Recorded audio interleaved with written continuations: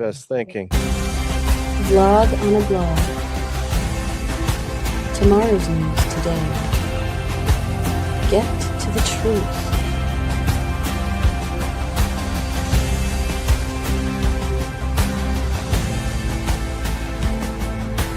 Listen, learn, live. Visit us at YAHOWAH.com. So what do you think about your avatar there, Will? This is your first appearance on the vlog now that you have your own avatar. I got to be honest with you, I love it. There was a whole photo shoot that Matt and Leia sent to me. There's probably, I don't know, a dozen pictures. I thought they were great. Yeah. Oh, I think it's terrific. I really do. Yeah, we've got Kevin there. We've got Rich. It's a pretty neat deal. I'm real pleased. We are going to have to get our pal Captain Kirk. I know it's really early in the morning for him, but when the show goes, 8 o'clock? It's not terrible early, but 8 o'clock. But we need to get him out of the sack and him to return. Because he's got a solo shot on that introduction.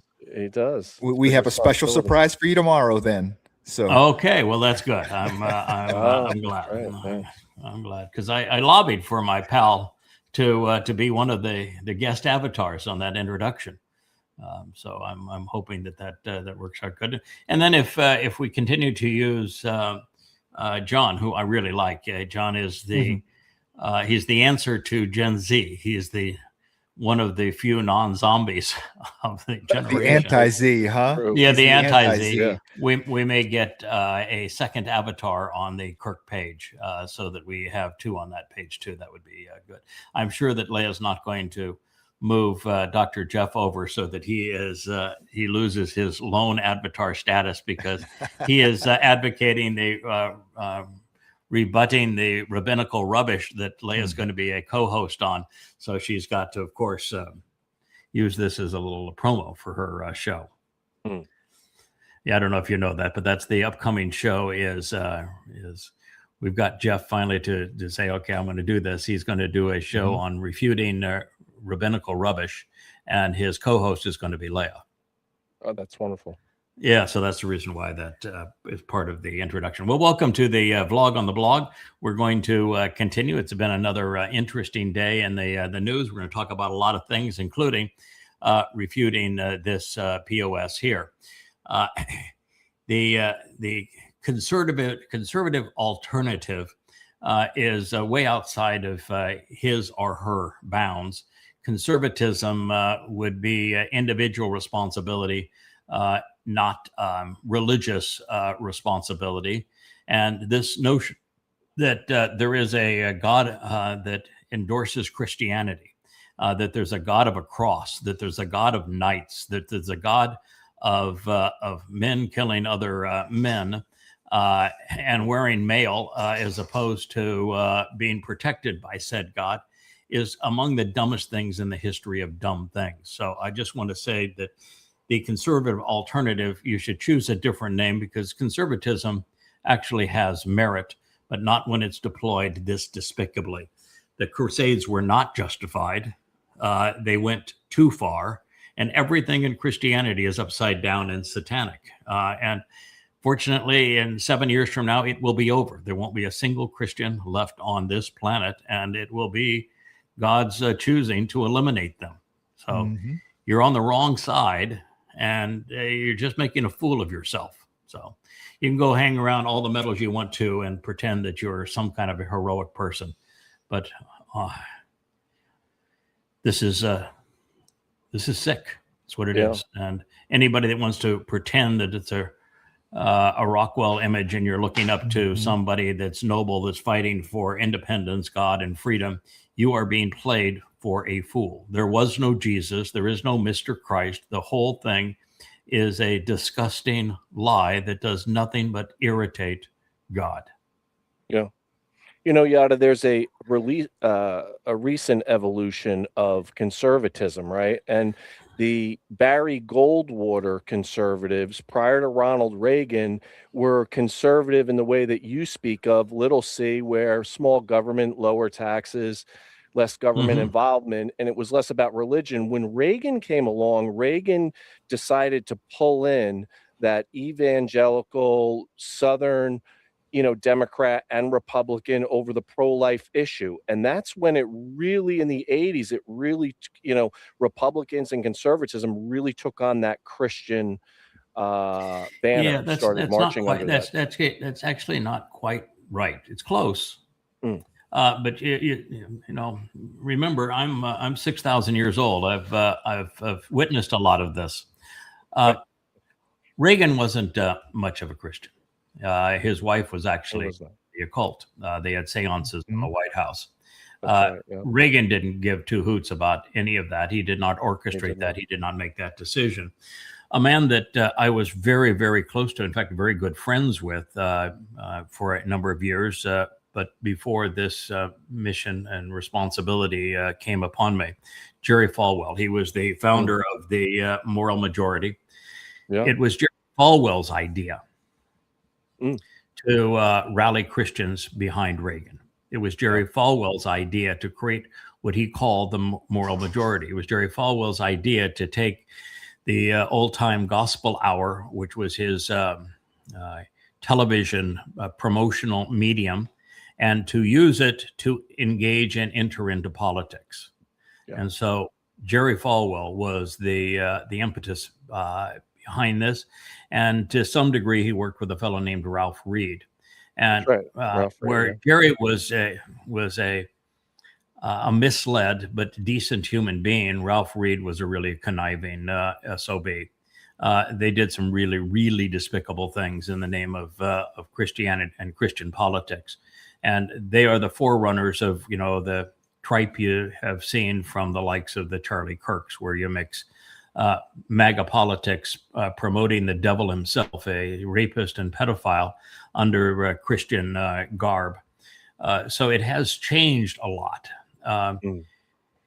Reagan was actually modestly conservative. He did buy into what's called the Laffer curve, which was this realization that if you lower tax rates, you will bring in more revenue because you will create the incentive side for more income. So a smaller slice of a larger pie was better for everyone. That is the Laffer curve that was turned into trickle-down economics because the Dems didn't understand it. And the conservatives weren't well enough versed in economics to explain it either. But that is the Laffer curve. It's been proven numerous times. It was what created the Reagan recovery from stagflation under Jimmy Carter. So he at least had conservative economic advisors around him. And so he was able to pass legislation that encouraged productivity, and we had a bit of a revival in American economics under Ronald Reagan for returning to free enterprise principles, where we stopped punishing success and rewarding failure. Reagan's failure was that he was a congenial fellow, and he was just as happy to be pleased by and entertained by the most liberal factions of Washington. And so he, as a conciliator, he just wasn't an effective individual in terms of being a leader to bring the nation back. He compromised on everything. And you just can't compromise yourself to success. And that's who he was. So, long story, but conservatism is something that YAHOWAH would strongly uphold. He likes individual responsibility, individual values, individual work. He is a huge proponent of work and responsibility in that regard. And he is a huge enemy of collectivization. He always views that many men are bad men, always without exception, that governments of men and institutions comprised of many men are always evil. So that's why I get upset that somebody will use a title that is advocate something that is positive and worthwhile, and then spew religious nonsense underneath it. So there was a period of time when I actually entertained this again before engaging with YAHOWAH, what I entertained being a libertarian, because the base beliefs of libertarians are government only does what only government can do, and then as little of it is absolutely possible, and that individual responsibility and accountability takes over from there. And unfortunately, almost all the libertarians were religious wackos. So That's right. you just realize you just have to opt out of politics entirely. Yeah. Yeah. And I think you hit the nail on the head with saying Norman Rockwell. That is absolutely the aesthetic, the style that they're trying to go with here, throwing back to. They've taken a Norman Rockwell painting and they put this idiot in the midst of it. Yeah, and that is what the allure of MAGA is. A MAGA, Make America Great Again, isn't about 1980s, isn't about 1990s. It's about the 1950s, when it was acceptable to be racist, when it was acceptable to be openly anti-Semitic, when it was very, very those types of things. And so you came out of World War II and in the 40s, and that by the 1950s. America wasn't broke anymore. America wasn't an afterthought. The rest of the world was bankrupt, and so America was a cool place to be. A lot of innovation, huge progress, and so America was a pretty cool place to be. Unfortunately, in the 1950s, racism was a nasty part of the American subculture. As was all of the issues around communism and people saying you can only be an American if you agree with a particular mindset that was no longer the America of independent thinking and everybody gets to debate issues. That all went haywire in that period of time, and so the 1950s was kind of a bubble that was an illusion of a very different time. And America had emerged from a war that it thought that it won, but it really lost. There is no way to justify losing 350, 400,000 Americans and fighting a war the way we fought it. It was hanging around in Great Britain for 1941 into 44 to before you did anything, as opposed to going up through the beaches of Greece to stop the Nazis and trying to deal with the concentration camps. What we did there, and then Eisenhower sending men in against the teeth of the Nazi defenses. I think what we did was insane, and because we did it that way and that we partnered with Stalin, who was worse than Hitler, we left Europe worse than we found it, which is why I say we lost that war as opposed to winning the war, is that we left the Europe controlled by Stalin, and that was far worse than was Hitler. So I think FDR was I think he was a fascist. That's what I think. And that then you look on the other side, you can't justify losing another 200,000 Americans on the Pacific front in that war. Maybe it was 150,000, but 150 to 200,000 Americans to avenge the death of 3,000. That was asinine. I mean, it's just that grossly immoral.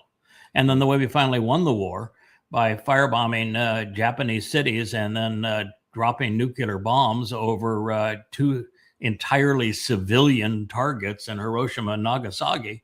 I was sick. I was really, really sick. Yes, I know that America could not have taken the islands, but America didn't have to take the islands at that point. And America didn't have to island hop to get there. There were so many better options. And so America was full of itself for having won this war that, and from any moral standard, it lost. And so I think it was a time of hype. But when people have nostalgia for Make America Great Again, in other words, they think that the 1950s were great, no, I can rip them to ribbons as to what the illusions were. And the illusions, to a large degree, manifest in what we're seeing now. You know, one of the great tragedies was less than 20 years later, when Nixon took the country off the gold standard. He did two things that were disastrous for the world we live in now. One is he changed the relationship with China such that the communists in China were no longer an opposition ideology into a group of people that he thought he could win their friendship if we gave them favored nation status and made it exceedingly easy for them to buy to sell America products where it would remain exceedingly difficult for America to reciprocate and sell products in China. That turned out to be a disaster. Mm-hmm. In 50 years, America now is essentially bankrupt, and China is the economic engine of the world. It backfired. It backfired to a large degree, too, because America became more socialistic and China managed all of their economics on the free enterprise system. Then he did the next thing that was devastating. He went off the gold standard and he replaced the gold standard with the petrodollar. He negotiated with the Muslims, who would be the enemy of the world, to promise American military support for their family fiefdoms if they would agree to sell all oil and gas denominated in dollars. And this gave America the ability to have a credit card that they never paid off, that they could each year spend far more than they earned. And it's what caused this rise to a $40 trillion national debt on the fiat currency. And so you could lay both of those ill effects at the feet of Richard Nixon. All right, enough of that man's ugly face. This is something that I find just unbelievably repulsive. The person who posted this is this little dimwit here called Sassafras 84. I suppose you were born in 84, Sassafras. You know why I support ICE? Because illegals kill our people. That's why I support ICE. You're nothing but a dimwit. I don't want to say the next word. It might offend some people. But that's what I think you are. First of all, if you're not smart enough to know the difference between individuals acting badly and institutionalized violence, then you ought not be posting. Then you ought not be exposing yourself for an immoral idiot. It is one thing for individual citizens or other people of all ilks to go off and occasionally do something really reprehensible than it is to have the government impose terror. These are not comparable things. If you are supporting ICE, you are supporting a U.S. nationalized terrorist organization that is murderous, that is out of control, that the very citizens of the country are paying to have them terrorize them and to kill them. This is infinitely worse than some random person committing a horrible act. Infinitely worse. And you can't tell that? Sassafras? What in the hell is wrong with you? And oh, by the way, you can look it up. Do you know that not only is there a vast difference between people acting badly and having violence institutionalized by government, immigrants are 1/2 as violent as U.S. citizens. 1/2, rather than immigrants being twice or 3 times or 10 times more lethal than U.S. citizens, as you would infer from reading this idiotic post, this grossly immoral post by Sassafras. The opposite is true. Immigrants are 1/2 as lethal as U.S. citizens. Immigrants have a lower per capita murder rate than U.S.-born citizens. Peer-reviewed studies. These are studies that are academically done and then checked for their accuracy and the accuracy of the assumptions and the data and the theories of other scholars. including the landmark data that was collected in Texas, where this is an ongoing issue. And they show undocumented immigrants are arrested for homicide at less than half the rate of native-born residents, at less than half. So you're repulsive. You're standing for a rapist and pedophile who is Satan incarnate as the president of the United States. And he have his private army, which are these brown shirts known as ICE. They have no qualifications. They're completely out of control. They are murderous. They are obnoxious. They are depriving people of their freedoms. They've now murdered 10 people and had another 50 die in their custody. And you want to exonerate them and create the lie that immigrants are somehow more murderous than our native-born Americans, when the facts are the opposite of that. I'm just disgusted. Listen, anytime somebody wants to talk about, as they do now in Europe, as Elon Musk loves to do, and all of these right-wing wackos want to do with their border controls, anytime somebody wants to say, I don't like immigrants, I don't want immigrants, I want to get rid of the immigrants, then what they are is a racist retard. I would call them a half-tard or a no-tard. Retard used to be the term. They're just racists. Yeah. That's what they are. And it's despicable to me.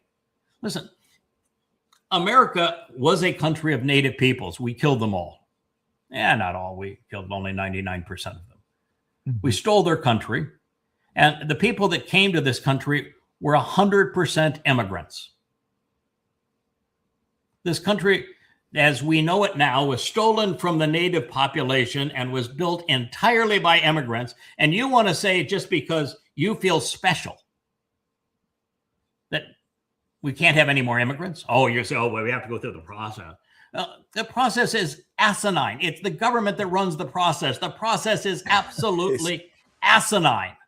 Yeah. So it doesn't work. And oh, by the way, the majority of the immigrants that come here are because of our asinine drug use, so that we create a culture in South America that's impossible to live in because Americans are so screwed up they can't live without their drugs. Yeah. So and our immigration process, Sassafras, you are disgusting. And all of those who agree with you, including most of the users here on X, including the owner of X. That's my rant. Got anything to add, fellas? Well, yeah, there's a couple points on this that came up as you were speaking. I mean, working backwards, the last one you talked about was our drug use, also our wars. A lot of our immigration comes from places that we go to war to, and so we get a very large population of Muslims of people that we have just gotten done or are actively bombing. Yeah, because we destroyed Libya, because we destroyed Syria, because we destroyed Iraq, because we destroyed Afghanistan. And now we're destroying Iran. I mean, in fact, even the Iranians that have come here previously were because Jimmy Carter returned the Ayatollah. We do this to ourselves through our own stupidity. Yeah. Yeah.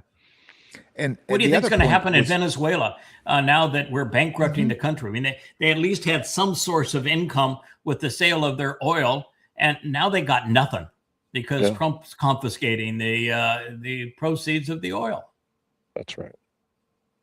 Yeah, those that can make it, that can get out of Venezuela and make their way up here, because that's been going on for a long time with the socialisms there. People have been trying to flee. Yeah, and what's going to happen with the United States imposing all sorts of tariffs on Mexico, when one of the things that was intelligent is creating maquiladora so that people could earn a living in Mexico and could stay in Mexico and care for their families by making products in Mexico. And now you put tariffs on them so that they're out of the jobs.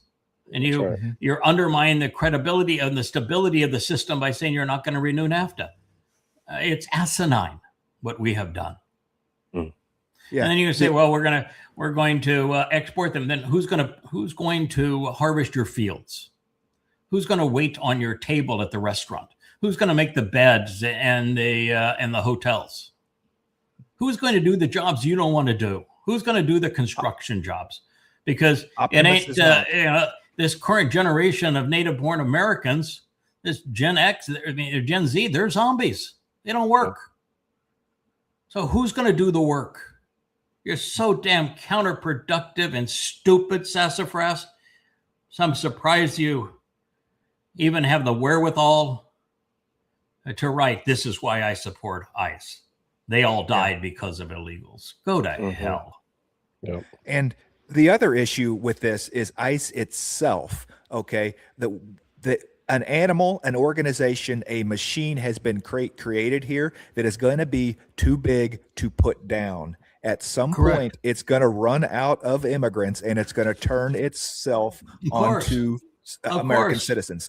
Of course. Whoever Trump decides the next enemy is, that's his personal force right there. Well, actually, the brown shirts are going to be used, ICE is going to be used exactly the way Hitler used the brown shirts. They are a replica of them, which means that Trump has already prepared the U.S. military, and unfortunately, there isn't anybody in the U.S. military with any character anymore.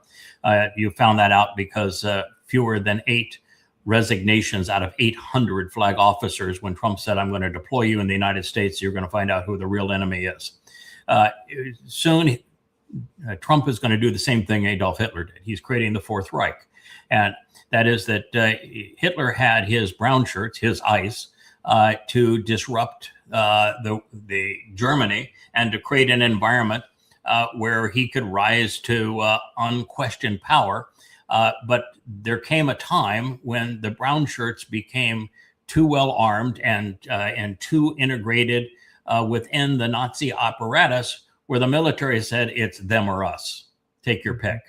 And the military in America is going to say the same thing. It's the generals are going to say, we're the ones carrying the guns. We're the ones that are going to do the fighting. It's them or us. And then you had the Night of the Long Knives in Germany. Well, Donald Trump is less loyal than was Adolf Hitler. You're going to have the Night of the Long Knives, and ICE will be put down. But it will serve its purpose over the next couple of years, and then Trump's going to have total anarchy, and he's going to deploy the U.S. military in the United States so that there's no elections in 2028. That's the plan. Watch it unfold. And this what we're seeing now through ICE is a symptom of a broken legal system. The people that have committed these heinous acts, immigrants or not, committed a crime at some point. And so why were they not indicted? Why were they not in trial? Because the Justice Department is controlled by Trump, who is vindictive, who threatens everybody, because that's who he does. This president that Sassafras supports, he is a conniving, vindictive one. He is demonic. He will tear everyone to pieces. And so even liberal states like Minnesota, they're afraid to indict and convict, to try the murderers of Pretty and of Good. And my guess is you'll find Maine the same way. They'll be afraid to prosecute this fellow, and you'll find the same thing in Texas. Oh, there's no way he's getting prosecuted. So when there are murders like this, and there is no accountability, and those murderers are carrying weapons and are paid for by the United States and wearing badges that can deprive people of life and liberty by the country, and there is no accountability, your country is a third world banana republic. It's going to devolve quick. Yep.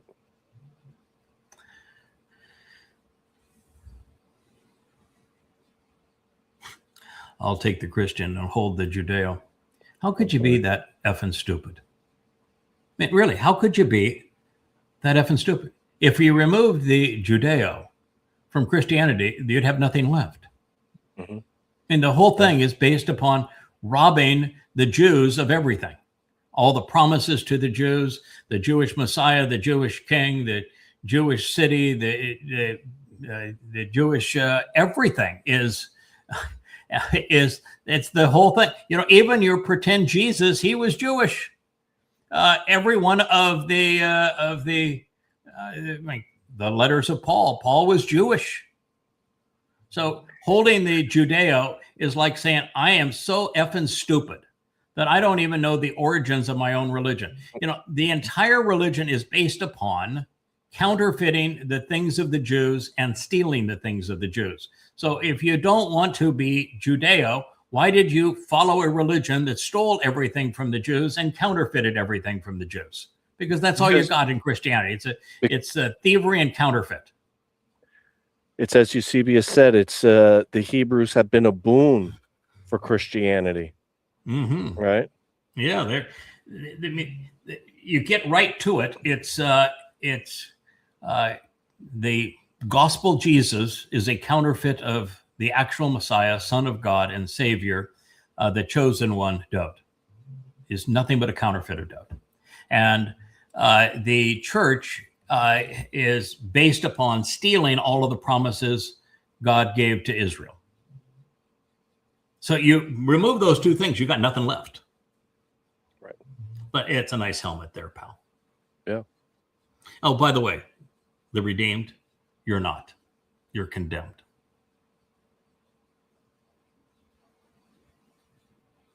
And by the way, redeemed is a Hebrew word and a Hebrew concept, not a Christian concept. There is a war against Christians. Defend your faith. You know, Christianity only works if they are perceived as victims. That's right. Only works if they're perceived as victims. And yet they've never been victims. Even this period under Diocletian where they claimed to have been martyrs, it was the Romans were so sick of them. There's all sorts of reports from the Romans saying, listen, we'll give you the damn rope. Go off and hang yourself, please. Just get out of here. It wasn't the case. You made it up because you want to make it look like faith had some merit. And so if you had people willing to die for it, it created the illusion that your faith had some merit. So you created this martyrdom mindset. It's the same martyrdom mindset that propels Islam. It's absolute rubbish. Christians are not being fought against.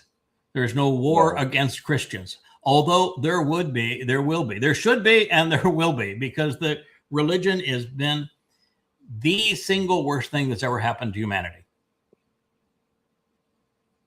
Single worst thing that's ever happened to humanity is the religion of Christianity, and it will be exercised in its entirety within 7 years. Yeah. And now I know the guy that's going to do it. Right. So well, it's going to be I'll be sure to find you pissed off. And by the way, you will be. I will assure you that you get to earn that title.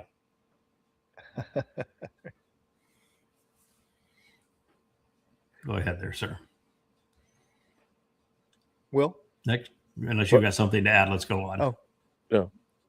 There's 2.2 billion Christians. I mean, that is just as bad at war as the Israelis are at Gazan genocide. There's more Gazans now than there was before, you know? So yeah, even though there are, I think, 2.5 billion people that would attest to being Christians, Christianity is a dying religion. Mm-hmm. Christianity went from being 85 to 90% of Americans identified as Christians 20, 30 years ago, and that number is down to 35 or 40%. It's been halved.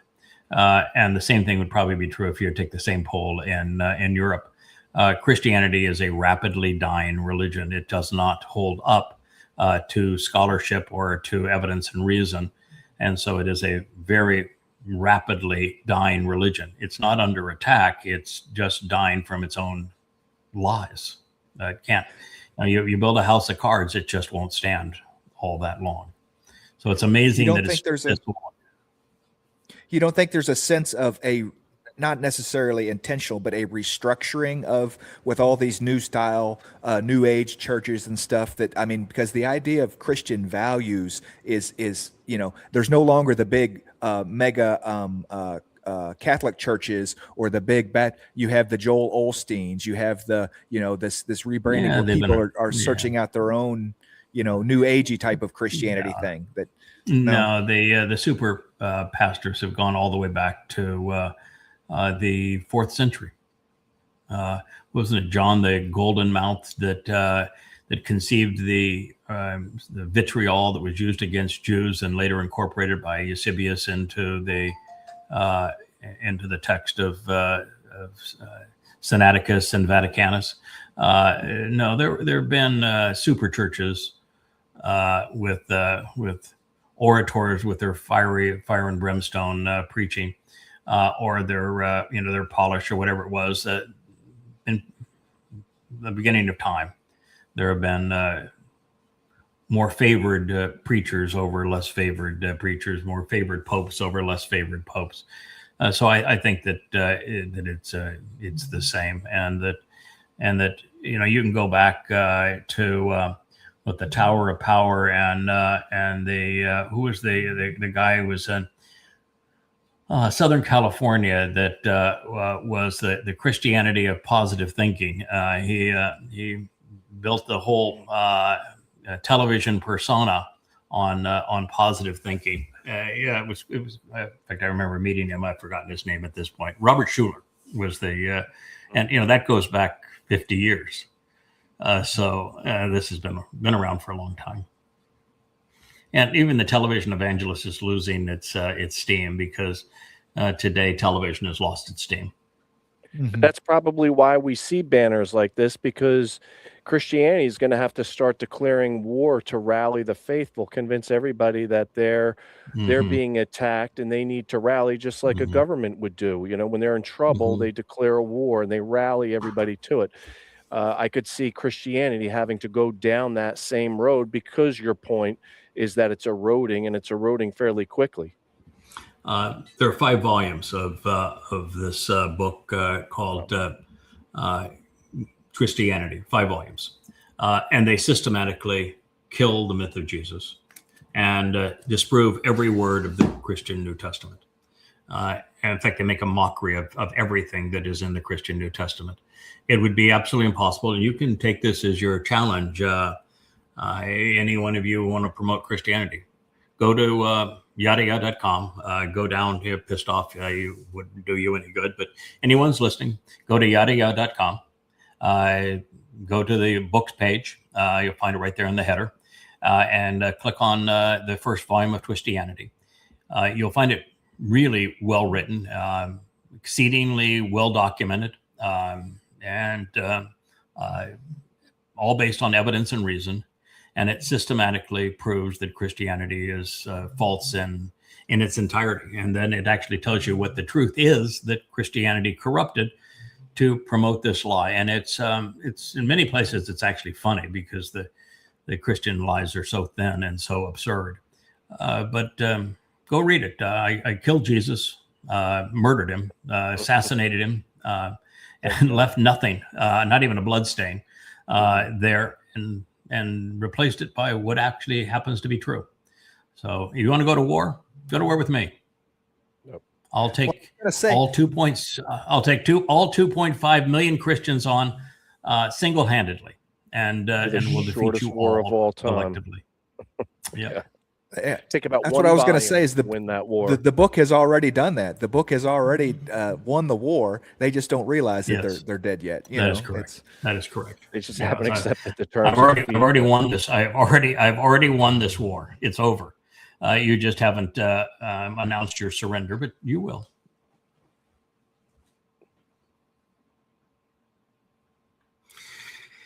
Oh, this is pissed off again. So I guess pissed off is really trying to win Moron of the Year award here on X. He's claiming that in front of all of these bunks for the concentration camps in Germany, these were actually be in Poland, but He's claiming that it was Eisenhower that put German soldiers in there and starved the German soldiers to death. And those aren't Jews that were starved by the Nazis. Those are Germans that were starved by the Americans as POWs. Now, Sure. imagine being that stupid. I mean, I can't be it's just beyond the pale that somebody could actually be that stupid. By the way, Rich, we're having. I know. Okay. So I'm here to tell you that it was Germans that assassinated 6 million Jews and 6 million others. It was a mass assassination factory that they built. I've been in those concentration camps. I have I've seen it, and I'm one of the few people that's not only read Hitler's Mein Kampf, but written books comparing Mein Kampf to the religion that it is the most similar to. The Quran and Mein Kampf are exceedingly similar. And so I've written a book in the Goddamn Religion series that compares Mein Kampf and the Quran and Hadith of Islam. And again, have been in these concentration camps. And I'm here telling you pissed off. I'm going to assure that you're really, really pissed off in the future because your level of depravity, it has no place in this world. I understand that it's beloved on X, but I'll take the owner of X with you and make certain that you are properly escorted to Sheol and never see the light of day again.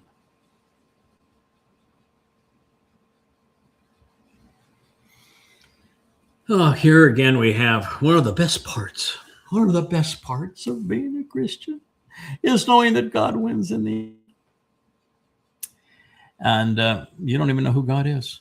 Yeah. And oh, by the way, I've read the end of you, and the end of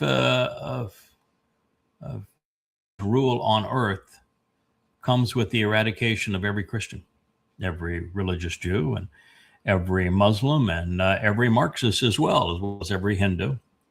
There'll be nobody who is religious or political left on the earth. So I've read the story in the end, and I'm here to tell you that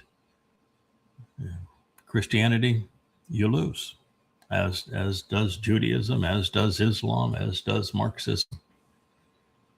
God's going to restore the earth to the conditions of Eden. He's not going to make it a desolate place like that. And when he does, he has to remove all of the briars, all of the weeds. And religion is the ultimate weed. Yeah. Bye.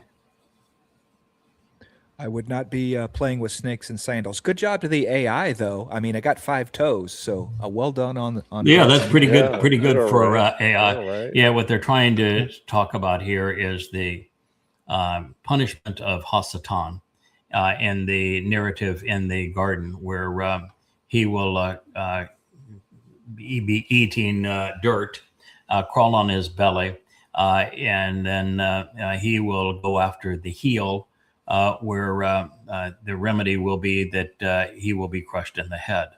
And I can assure you that this Sola has no clue as to what the actual message of that garden story was, who the serpent actually is, why the serpent was programmed to do as he did, who YAHOWAH represents, who Adam represents, and why each of those judgments was laid out by God for each of the 3 independently at the end, and how they are ultimately resolved.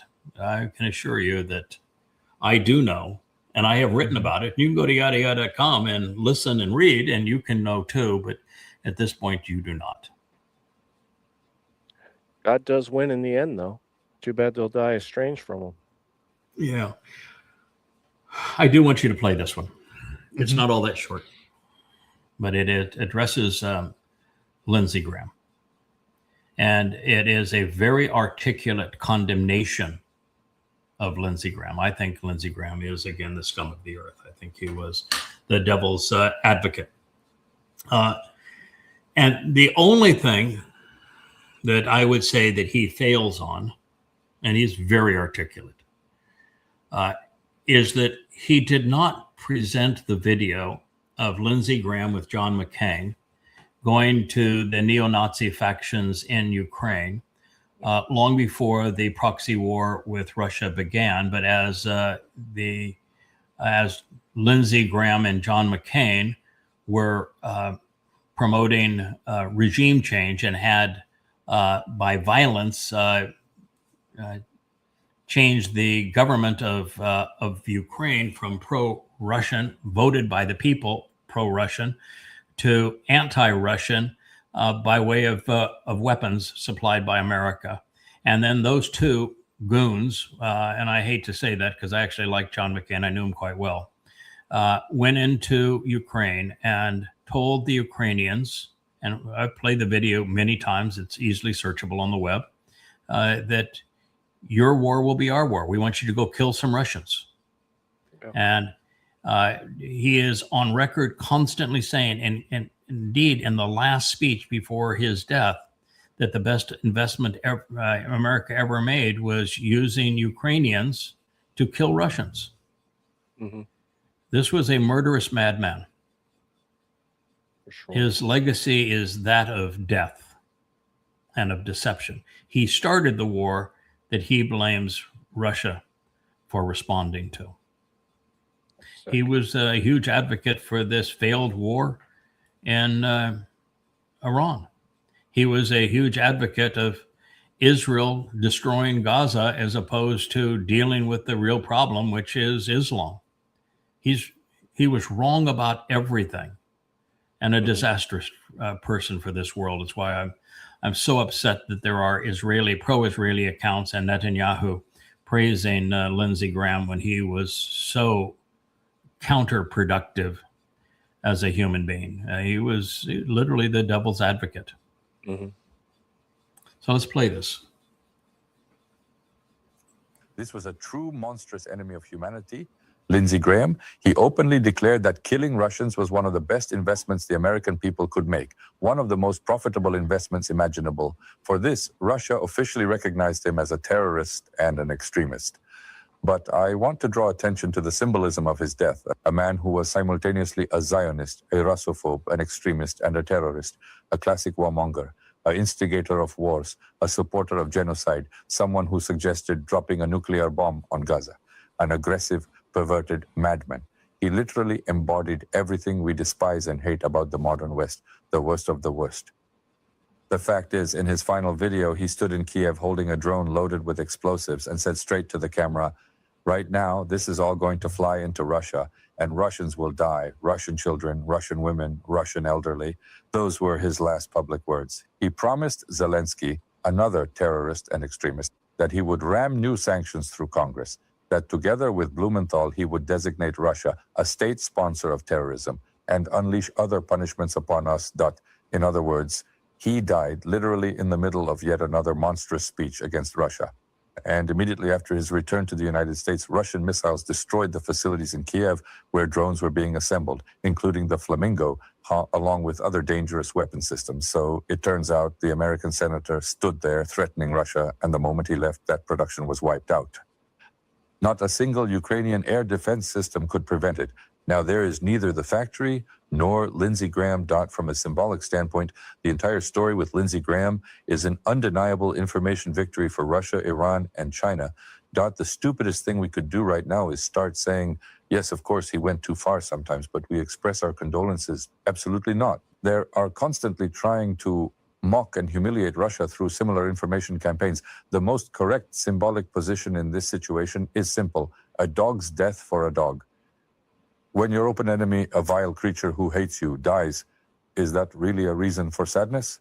I am not calling for crude gloating, but this is an element of information warfare. And in this game, you can only play it two ways.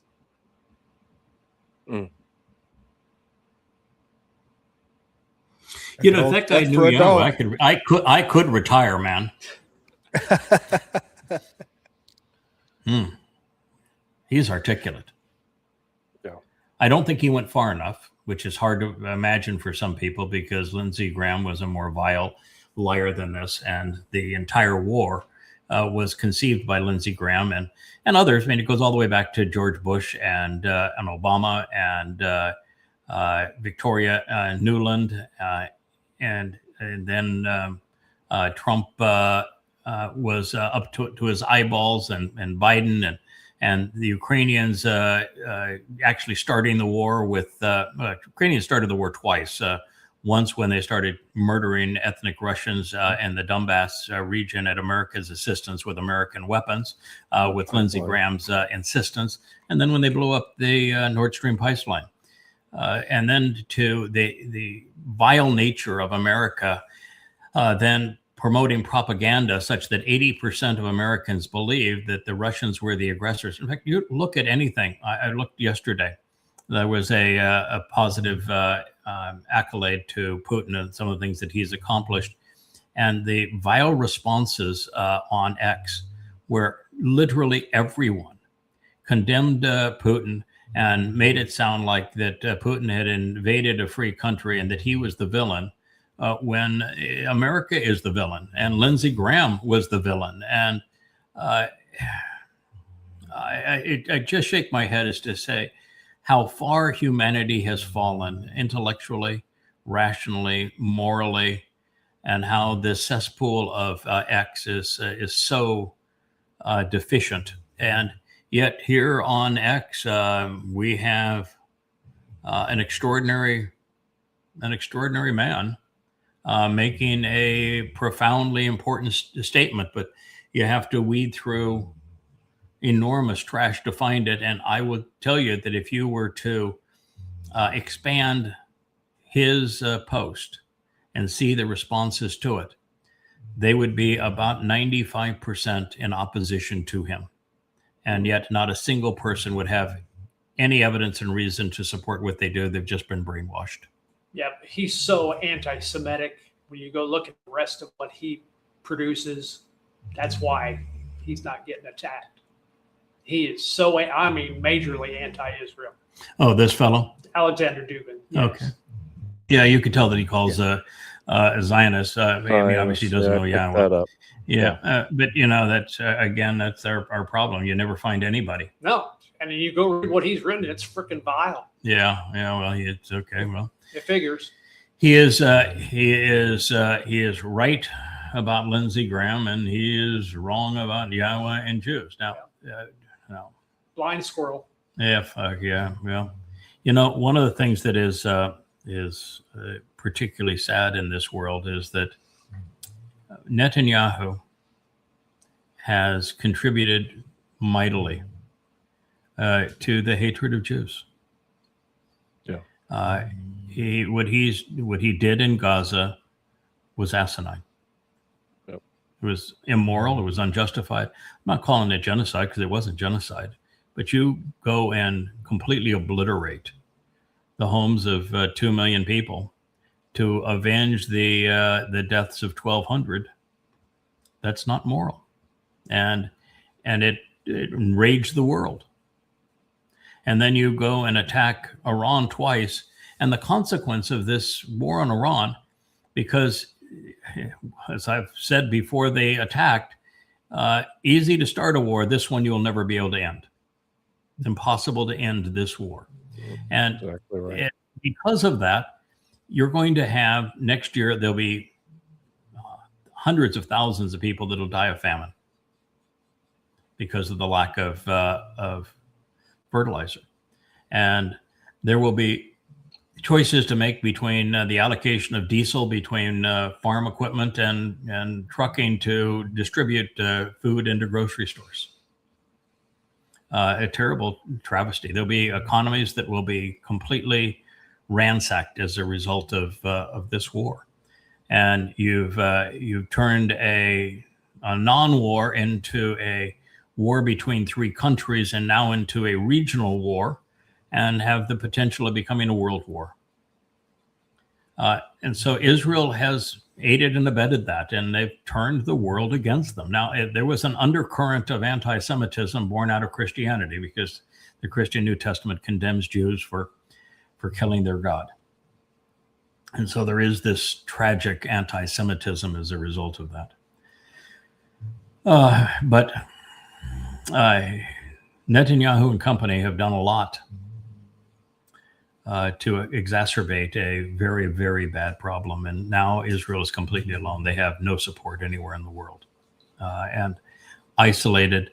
They've clung to Trump as if they could rely on him, viewing him as the second coming of Cyrus, when in fact Trump is Satan.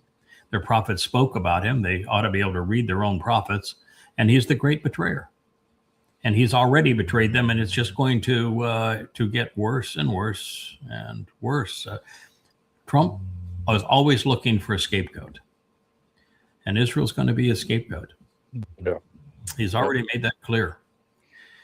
So I'm sorry that this fellow who was so articulate, although he missed points that he should not have missed, if he's really well informed and rational, he should not have missed the points that I brought up. And I was I was disappointed that he brought up Zionists. The fact of the matter is, Lindsey Graham was one of the reasons that Netanyahu felt at liberty to destroy Gaza. Why Israel felt at liberty to attack Iran not once but twice, and those were exceedingly counterproductive things for Israel. It was the wrong move. It's a disastrous move for God's people, and I don't like Netanyahu. But again, I watch a lot of news. I'm a news junkie because you can't do a program like this, and you can't analyze prophecy unless you're up to speed. And the very few people who are in the public eye who give lip service to Israel, they do so for all the wrong reasons. There is not I don't think there's anybody out there who is supportive of Israel for the right reasons and is opposed to the Israeli government for the right reasons. And the overwhelming preponderance of people, their simple answer to everything is blame the Jews. Yeah, I bet Ukraine won't be doing any show and tell tours to American senators anymore. I mean, can you imagine the day after that senator, or that day that the senator leaves, that facility gets just completely taken out? The AI that they're using which it means that Putin could have killed him. If Putin wanted to kill him, he would have killed him. Yeah. And Putin would have every reason to kill him. And by the way, I understand if you're a Russian, you're going to despise Israel now. Israel played a role in removing you from Syria to install the head of the Islamic State. And Israel has played a very active role, not only with the Mossad, but with actual IDF troops in Ukraine to defend the Ukraine and to help the Ukraine attack Russia. So Israel was a beneficiary of Russia when Russia allowed Israel access to Hezbollah kinds of things that they could blow up, and when worked with Israel in trying to maintain Israel's security when Russia was involved in Syria, and thought that maybe, we ought to get some benefit from working with Israel. Putin was exceedingly supportive of Israel in that regard, and then Israel turned on Russia. And so as a Russian, you would have every reason to say the Israelis can't be trusted. Yeah. And, here again, Russia's second most important ally is Iran, and Israel is the one that's destroying it. So, again, if you're a Russian, you're going to be exceedingly unhappy with and disgusted by Israel. I'm not going to justify his response, but it's still true. Israel has become its own worst enemy. Yeah, the only fact checker we can trust. I'm going to tell you that if you're fact checking the new Testament, which is what I did. This is one of 5 volumes fact-checking the Christian New Testament, and I can tell you that the score was an F-. So the front half is pretty good. The front half is pretty good. You've got to remove the book of Ezekiel. Actually, you can use the book of Ezekiel. You just have to know that it was inspired by Satan. You need to remove the book of Job. It doesn't belong. And if yours is a Catholic version and it has the book of Enoch, you need to remove that. You should remove the book of Esther. It has no merit. But you get the trash out, and of the Hebrew portion of it, the first half of Daniel is all trash. Then the first part, you'd have to remove the word holy from the front. Holy means diseased in Hebrew, and Bible means to confuse by confounding and intermixing. So you'd have to change the name, and then you'd have to remove the entire last quarter of it, which is called the Christian New Testament, because it contradicts the front of it. And so if there are many facts in the first 3 quarters, but all those facts are upended and challenged and contradicted in that concluding 1 quarter. So you can't have a book that negates everything that was said in the first 3 quarters be factual and credible. It's unbelievably stupid. It's like saying, okay, so God was an utter failure. He couldn't save anybody. He came up with a plan and fell asleep on the job. He became really old, probably died. And so he authorized a sexual pervert and man who was demon possessed by his own acknowledgement to contradict everything he said, to besmirch his Torah and his name and his reputation, and gave this man total authority over the world to come up with his own plan, which is, but I, Paul, say. Sure. Yeah. That's correct. Governments are good. Governments are good. Yeah. Yeah. So no, the New Testament is internally contradictory and filled with deceptions and lies, and every quotation of the Torah, prophets, and Psalms found in the New Testament is errant. Every single one of them. So, and the 4 Gospels are internally contradictory, and Paul's letters are illogical and irrational. You got nothing. I mean, Christianity, it's the dumbest religion, really. Well, I keep on saying that. There's some other dumb religions. Islam's pretty stupid, and Mormonism's pretty stupid, and Scientology is pretty stupid. So, Hinduism. Scientology was always supposed to be stupid, though. Scientology got started as a joke. So yes, it did. It got started as a joke. It's not a joke anymore because it ruined so many lives. But it was started as a bet. L. Ron Hubbard was a bet that he couldn't create he was a pretty good author, that he couldn't create a story that would be turned into a religion. So he came up with the volcano and the spaceship and the souls that were disgorged in the process. And voila. Voila. It's amazing. You can get enough money behind it. You can sell anybody anything and they'll believe it. No, look at Mormonism. I mean, Joseph Smith was a con artist, claims that he was given a tablet and that he translated the tablet, which became the Book of Mormon. But then he lost the tablet, and then he was given a new tablet, but wasn't able to keep that tablet. And he claimed the only reason he was given the second access to the tablet, he was the only person that could translate ancient languages. And so somebody gave him a citation from the Book of the Dead before the Rosetta Stone and said, well, then translate this.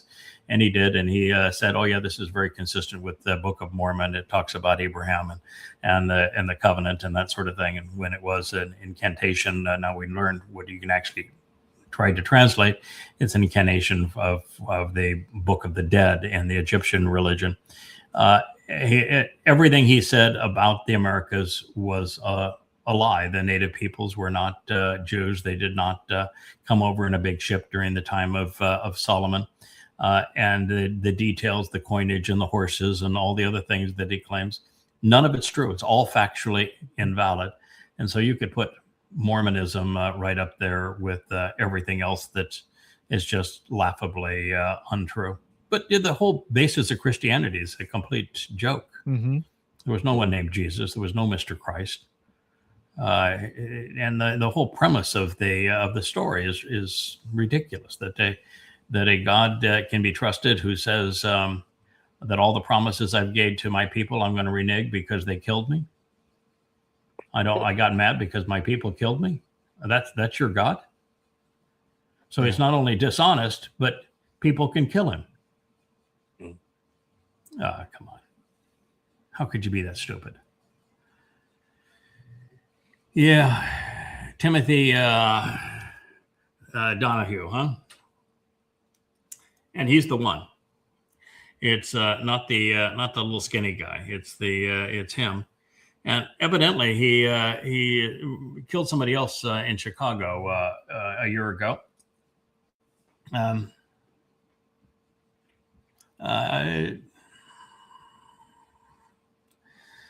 Words escape me as to just how reprehensible ICE is, Donald Trump is, MAGAs are, America has become.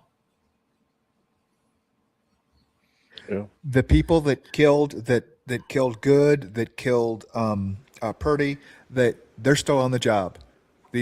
All of these guys that committed these, it wasn't not even a slap on the wrist. Not an, oh, come on, man, you're just a little bit too gung-ho for us. You know, we're gonna let you go find another job somewhere else. No, they're still on the job to this day, still doing the same thing. You put a guy like that in a vest that says police, and you give him a weapon and tell him he can go and be this belligerent. And then you don't convict him so that it keeps others in line. Mm-hmm. You've created worse than the brown shirts. Yeah. And look at the people we have supporting them. Just a couple of posts prior to this one, people are still out there promoting and finding this acceptable. You would think there'd be a tremendous public backlash against ICE, and there's not.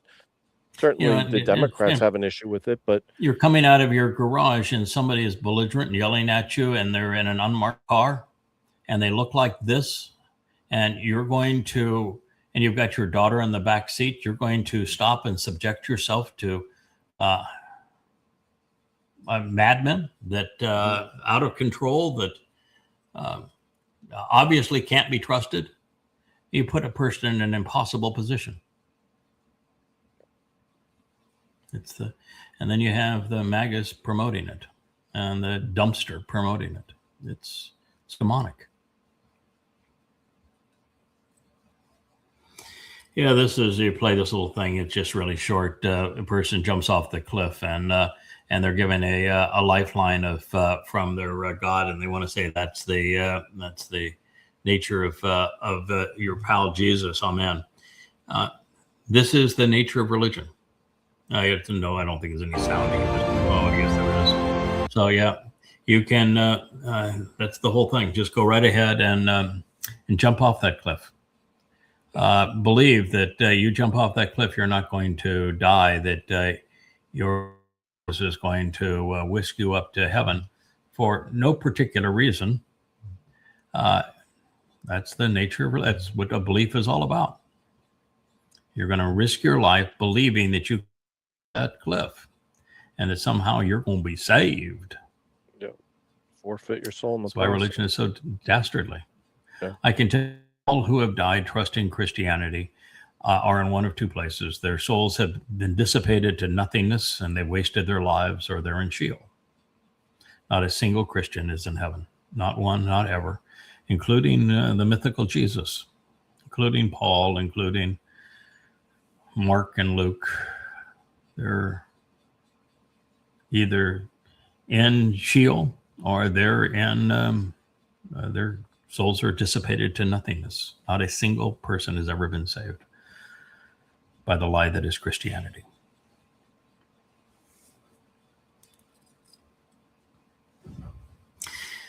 What is that Trump has got on their roster?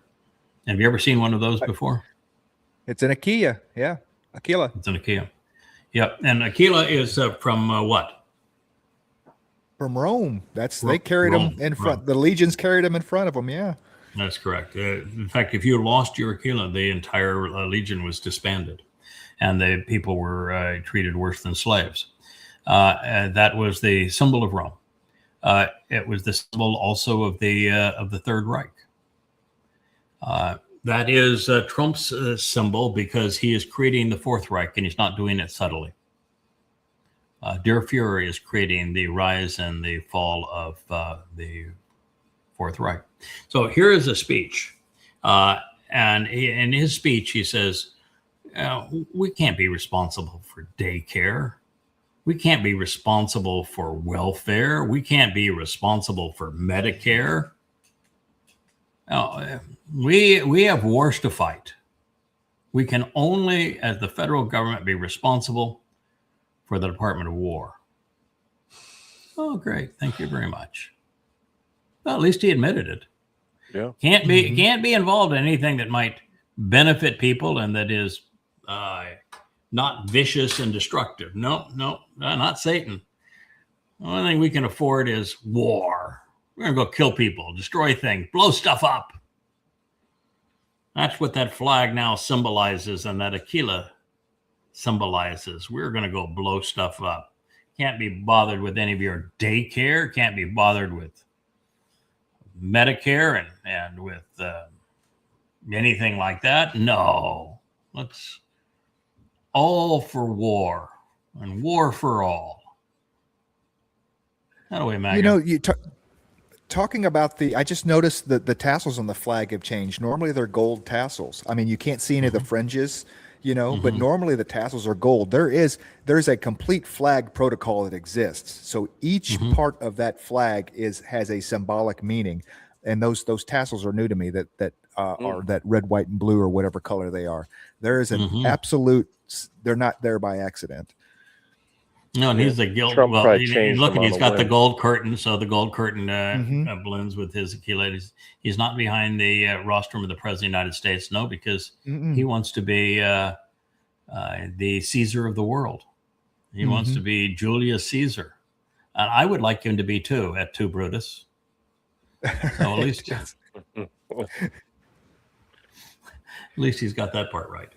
You know, he's going to make his declaration. He's a god on the Ides of March, according to the prophets. So the Ides of March is the most important day in the Roman calendar. Yeah, he's building the Fourth Reich. Yep. That's why he has this arc to Trump. That's why he's building the ballroom. That's why he's got the Aquila there. That's why he doesn't want elections anymore. That's why he has the Department of War and does not have a Department of Defense anymore. And he's honest, at least, about that. Yep.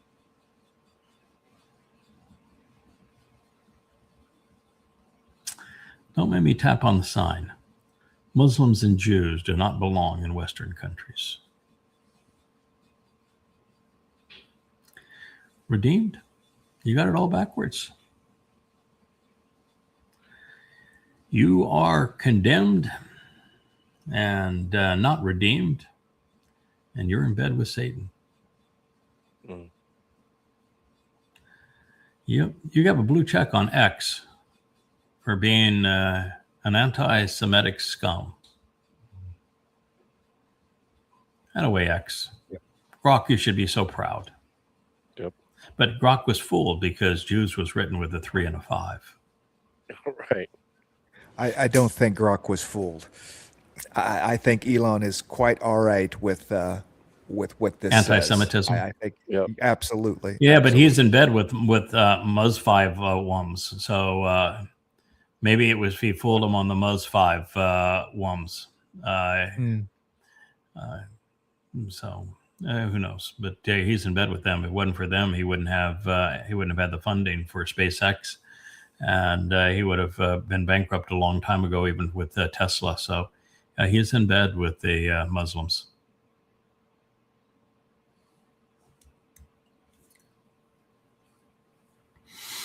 Oh yes. So yeah, here is Allahu Akbar. This is one of the big issues is Muhammad, if he was born in the year of the elephant, which is what the Quran suggests, and without any evidence to the contrary, The Hadiths want to have Muhammad born in, I think, 570, and so that he would have been 50 or 40 when he started with Islam. But the Quran celebrates what's called the Year of the Elephant, and as such, the only reason it would even speak of the Year of the Elephant is to insinuate that that was the time that Muhammad was born. That being the case, he was 66 when he started screwing around and sexually with Aisha, who was 6. 66 and 6. 666, a nice combination. But Muhammad was never satisfied with raping one 6-year-old child. He received children from other surrounding communities as part of deals that he did with them. And that's what this one is talking about here. There were 2 sex slaves that were young children that were delivered to him. And so the pervert, as he approached 70, started screwing around with them too. And then to make matters worse, every time that Muhammad robbed and terrorized a Jewish community, he always killed the men and he sold the children into slavery. But he would take the prettiest Jewish woman, and he did it over and over and over again, and it's confirmed in the Quran and Hadith.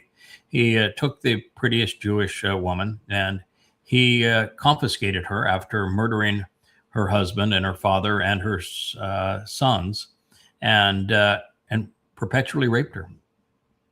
And so he's not just a rapist; he's a rapist of women whose father, sons, and husbands he murdered. And that's a rapist of an entirely different caliber, isn't it? And all the while exactly he had what happened on sex October slaves who were 7th. little children. Yeah. Yeah, So you can see where it comes from. Muhammad not only was not a prophet, he was the scummiest man who ever lived. And so if you're a Muslim, you need to know that what I'm saying is not my opinion. It's proven over and over again. This is one of 5 volumes, 4,200 pages on Islam. And in this book, I absolutely and unequivocally prove that Muhammad was a terrorist, that I use the Islamic Quran and Hadith. This is a citation from the Quran 66:1. I cover the entire Quran. I provide 6 translations of it, including my own. And I set the Quran into the context of Muhammad's life, reorder it chronologically, and systematically prove that Allah was Satan and that Muhammad was a rapist, a pedophile, and a mass murdering terrorist. And everything that he said was a lie. It's a shame that there are 2 billion Muslims.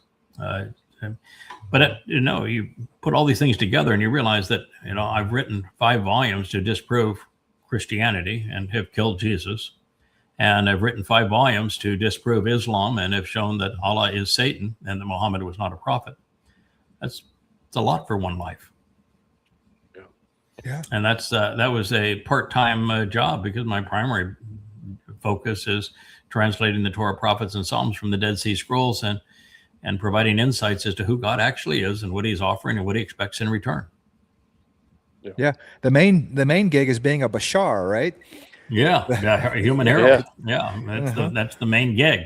But God wanted me to start with exposing and condemning Islam, which I have done, and I've done 10,000 radio interviews in support of that, and then to repudiate Christianity, which has started off as questioning Paul, and now is Twistianity in 5 volumes. And all I did is set what Paul said to what God said. They are the opposite of one another. One of the two is lying. And since Paul claims that he is working for the God he misquoted, there is no set of circumstances where it's possible that Paul told the truth. And Paul is the basis of Christianity. He's the one who invented Mr. Christ. He wrote the first 14 books of the religion, and the next 3 were written by his posse, Mark, Luke, and Acts. So he is Christianity.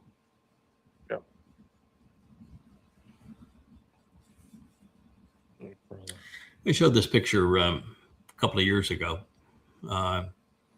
year and a half ago anyway. That's the current Pope. He's got that same bent ghoulish. If I can get this here, you look at the cross that I have here. That's the same one that he's got there. That's right. I'm always disgusted by the idea of Christianity having a tortured God on a stick, a dead God on a stick. But the one that Pope is using there is a really, really convoluted and tortured God on a stick. I just think a religion that thinks that it's fun to present their God tortured and dying is really, really demonic and sick. And of course, he's wearing a Dagon hat, which is entirely pagan, and he's carrying this tortured God on a stick, and he's bowing down to Mary. There was actually no Mary, but everything about Mary has her be the crown, the Queen of Heaven and the Mother of God. She is Astarte. She is the one that the Torah, prophets, and Psalms rips to shreds, condemning as the pagan Mother of God and Queen of Heaven. And so Roman Catholicism simply integrated the pagan beliefs of cultures around them to amalgamate more believers into the religion. And this is all part of it. That's the reason why there is Easter. Astarte is also known as Istar, and that became Easter. And it's Easter that the Son of the Sun is becomes this Samaramus here, this Astarte Mary figure is impregnated by the sun's rays, so that 9 months later she can give birth to the Son of the Sun on the winter solstice, which is Christmas. The whole thing is just pagan, pure and simple. So I'm glad to see the picture of the new American Pope bowing down before his goddess. I'm glad you cleared that up, because I always thought it was a Shiska god and a Datgun hat, but you cleared those up. It's a Dagon hat, right? It's a Dagon hat, yeah. Dagon is actually the name of the. That's it's the fishtail of the Dagon hat. It was part of this same cult. Because the Mother of God and the Queen of Heaven was shown that ictus that Christians have, it was turned 90 degrees. It's a vagina. And so Christians turn the vagina symbol of the fertility god, the Madonna and Child, into the symbol of their religion. And they then took the Dagon hat, which is symbolic of that fish god, and made it the crown of the Pope. And of course, Pope is from the Latin, where Augustus Caesar was the first to call himself the father of all Romans, the Pope. And so it's a Roman imperial title that they bequeathed upon themselves. And God, of course, calls Imperial Rome and the Roman Catholic Church the beast that trampled, the most vicious of beasts, and the beast that trampled on the entire world. So this is the worst enemy that mankind has ever faced, according to God.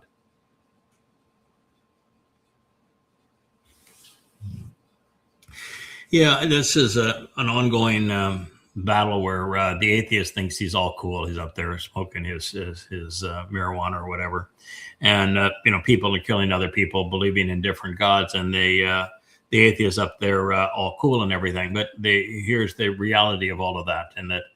Well, Islam did have the high score, a high game score. They killed over 200 million people in the first 100 years of Islam. In the last 100 years, Marxism, which is the religion of man, has passed Islam in terms of death toll. So now it's the religion of the atheist that is the most deadly at all. So you can't pretend to be a peaceful person and be an atheist and condemn religions for being murderous. Because while religions have been murderous, it's the religion of the atheist that is the most murderous of all.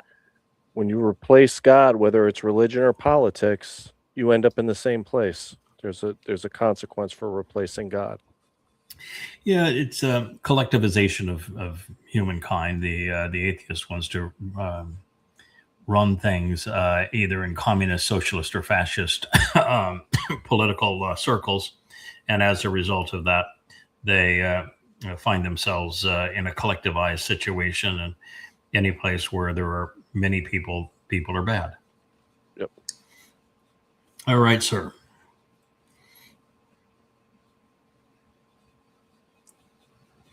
This is really an interesting deal here. You can play it. I don't think there's any sound with it, but if there isn't, you could just, I think you've already turned off the sound anyway. But these are FBI agents, one after another, going in with evidence bags. And you know where they are, what that home is?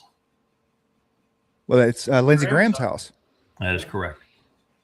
So what is the FBI doing with all of these agents with their evidence badges? They're guarding the door, and you've got FBI agents going in and out with evidence bags. What is in that house that they are trying to cover up? No idea. Are we sure that he died in his house? I mean, at least that's where something happened, and then Larry Johnson, the FBI, the former CIA analyst that made the claim that the Iranians had already had a nuclear bomb, and he's making the claim that Lindsey Graham was killed in Ukraine and then was flown back to the United States dead. But there's also 911 reports of Lindsey Graham making calls to not to 911, but to his scheduler, asking his scheduler to call 911 because he wasn't feeling very well. And that evidently they arrived too late. So I think the evidence is that he died here. There is considerable evidence that he wasn't just gay, but that he was really into some very whacked out homosexual practices. And again, I don't care about somebody's sexuality unless they're a hypocrite about it, like Paul, who was a homosexual, but then condemned homosexuality. This would be the same thing with Lindsey Graham. He, in all likelihood, was a homosexual, and but then he would condemn homosexuality. That makes him a real hypocrite. Might have been one of his more redeeming qualities, for all I know. But yeah, these guys are in confiscating evidence. And what's the reason? And of course, in America today, you'll never know. That's right. I find it fascinating that someone lives a life of being a senator and their first call is to someone to call 911 for them. Mm-hmm. And He's they called a scheduler. According to another senator, who I guess knew the same scheduler, Lindsey Graham called his scheduler, not 911, and said, I'm feeling uncomfortable. According to the whole thing, he said, I can't die now. I've got other things to do. I've got to get the sanctions on Russia. I've got to get more weapons to Ukraine. I've got to, do this. Warmongering. Oh yeah, more war for Iran. I've got things. I've got really important things to do. People to kill. Get the Save America Act through. Yeah. Oh, it actually didn't say that one. That was not in his list. But that's what Trump said. Trump. Nope. He did not mention that. He had just got off the phone with him. Trump lied. Yeah, go figure. Trump lied. No way. And there seems to be a real disconnect too that Trump could have had a conversation with him when he called his scheduler and said, "I think I'm dying and I'm not ready to die because I've got more people to kill." And that one of the subjects he wasn't talking about was the Save America Act. So.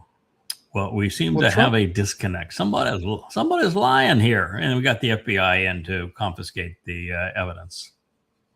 Trump did mention. I think we're going to have as much accountability here as we had on the Charlie Kirk assassination. Oh, maybe absolutely, absolutely. Yeah, Trump did mention that phone call took place between him and Lindsey somewhere in the 7s, he said, by his recollection. So now we can at least timestamp it with when the 911 call came in. to see if From if the there's any scheduler. tomfoolery. Well, we don't there. know. It wasn't from Lindsey. It was from the scheduler, and the FBI Uh-huh. wouldn't is highly likely not going to reveal that. Isn't that amazing No. that we live in a country now that is that way? Can't get that kind of answer. Yeah. Yeah, that the country won't even identify the murderers of Good, of Bretty, or of Joan, or the fellow down in Texas. They won't even reveal their names. Yeah, it's a very special country that you live in now. And banana the republic. FBI would not be my first choice to go in and secure any sort of not only classified information, but seedy type of. The Yeah. man's a senator. He's known a lot of secrets for a long, long time of people on the for Hill, sure he right? has. And if he had anything Yeah. on anybody, I wouldn't be sending the FBI in to secure that material. You know what I mean? They're not the group that does that. So No, um, no, they're not. They're not. None of those FBI agents have top secret clearance. They're the Mhm. cleaners. They're the cleaners. Yeah, they're the cleaners. Yeah, I mean, that's what it strikes me is they're the cleaners. That's what you would do if you were the mafia, and you would send in the cleaners. And of course, Right. you know, Scrub it all out. Donald yeah. Trump is the Don, the godfather of a criminal enterprise. So these are his cleaners. On kind of a same note, I'm very, very curious about this. I've heard that his sister is going to be appointed Already has been. as the Yeah, that was weird. Already Right? has I been. saw and that. and she Already has has no political no No. political whatsoever No. in any way, shape, or form, you know. That didn't And that's make going to sense. be such a wild card. Interesting. Is she going to go in with this altruistic idea of what a senator's supposed to be, or is she just going to toe the line and keep her mouth shut? You know, She was I mean, Toe she the was line, chosen keep her by mouth Trump. shut. She will do what Trump tells her to do. That's right. sure. Period. Yeah. End of conversation. Trump even admitted that was an odd choice. He knew that No, would Trump fly anyway. Trump recommended her. Yeah. Yeah. He did Okay. recommend it. Yeah. Because But she he would be appointed he by the said governor. Something that She would be- alluded to it's a little bit different choice. I'm not sure where he was going Yeah. with that. Yeah, I think it's the governor that gets to choose. But They do. Yeah. the moment he died, Trump said, "I think it should be his sister that replaces him." Yeah. Jolani, what a nice fellow.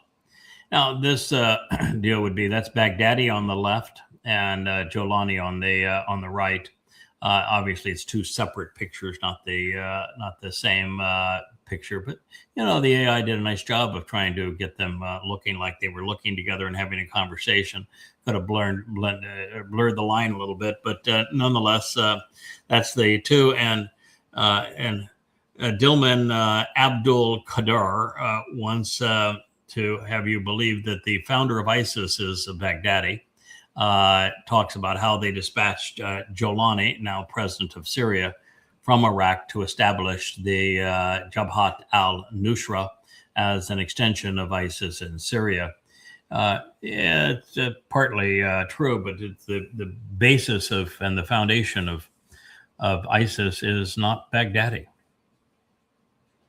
The founder of ISIS is General Petraeus. Mm-hmm. Petraeus created the Awakening program, where he decided that he would arm Sunni militias.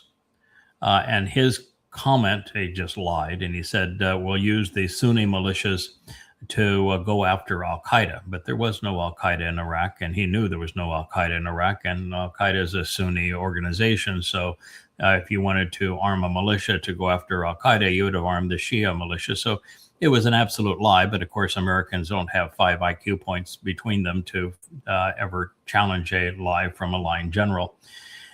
He armed the Sunnis because America was failing in its battle against Shia militias. Shia militias were taking a vicious toll of American troops in Iraq.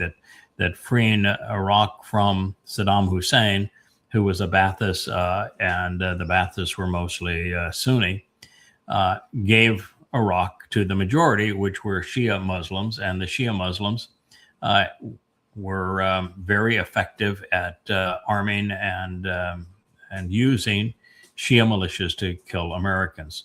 So his real thought was that he would arm Sunni jihadists in Iraq to take out Shia jihadists in Iraq. Except that's not what they did.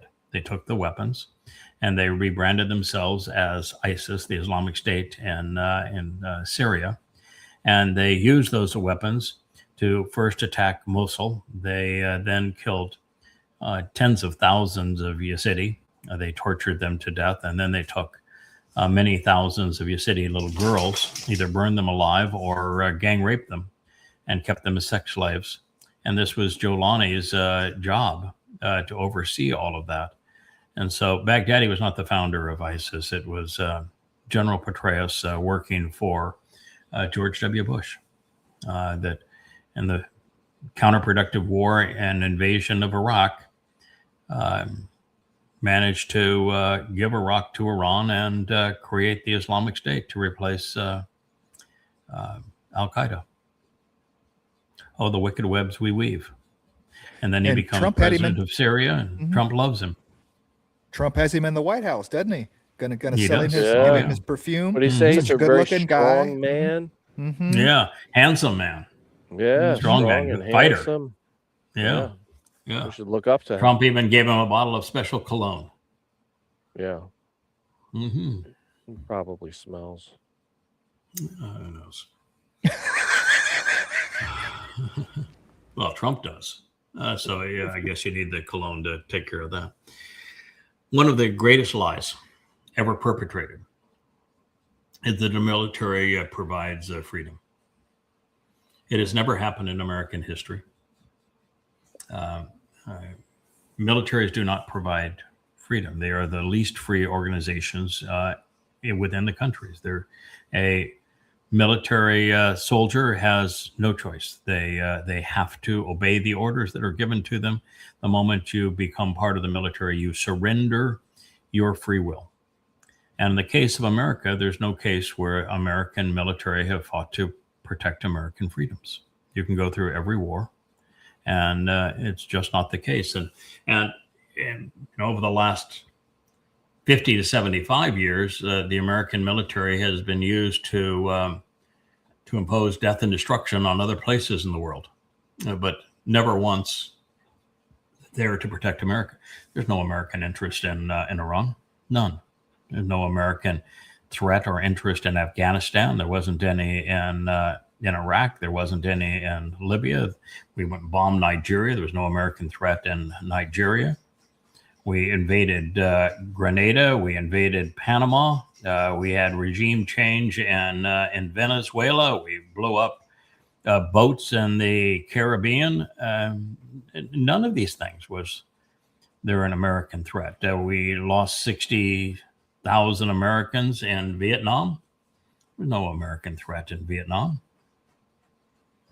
We had no Americans freedoms of Americans weren't under attack in Korea.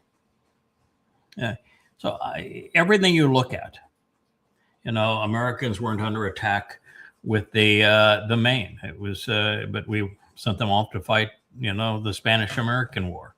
Americans weren't under attack in the Mexican-American War. The Americans were not under attack when we literally had the Lusitania sunk to cause that war. The idea that American freedoms was under attack because of the Gulf of Tonkin, it turned out to be a complete lie. No. Americans that sign up for military duty are sacrificing their liberty and living a lie. And the organization they belong to is designed to blow things up and destroy them and kill people. Mm-hmm. It is not designed to protect American liberty. They have never done so. They will never do so. It is a complete propagandist lie. What the military does is make it impossible for people to approach grievances with their government. Mm-hmm. That's why Trump wants to deploy them inside the United States. So no, it's a hideous and insidious lie. I do not support the troops. the total abandonment of the U.S. military would be the best thing that America could do. Never should have been. No. It never should have been. Ever. No, and Thomas Jefferson was really clear that the whole purpose of the Second Amendment was to eliminate a standing military, which Jefferson knew would be the second biggest threat to the country. The biggest would be a central bank. The second biggest would be a military. And he went on, he wrote vociferously of the consequences of a military. It sounds very much like he read YAHOWAH's analysis of what was going to happen when the Jews democratically decided they wanted Shaul to be their king in the way of the Gentiles. Jefferson knew that a standing army, a military of a permanent army, would be devastating to the nation's freedom. And he was right. But the morons now that promote this lie, and it's propaganda. And of course, when they promote propaganda, they have to have it under a flag. They've got to have it under some symbol that people revere. But it's nothing but propaganda. It is not true.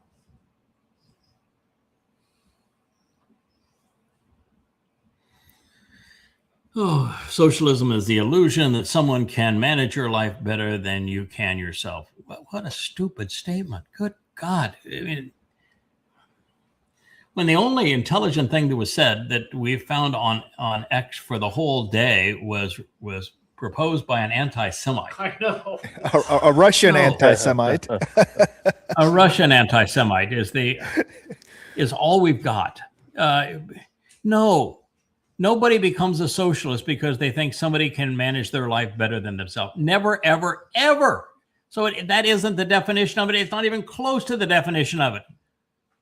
Socialism is this mental disorder that thinks that what others have earned belongs to you.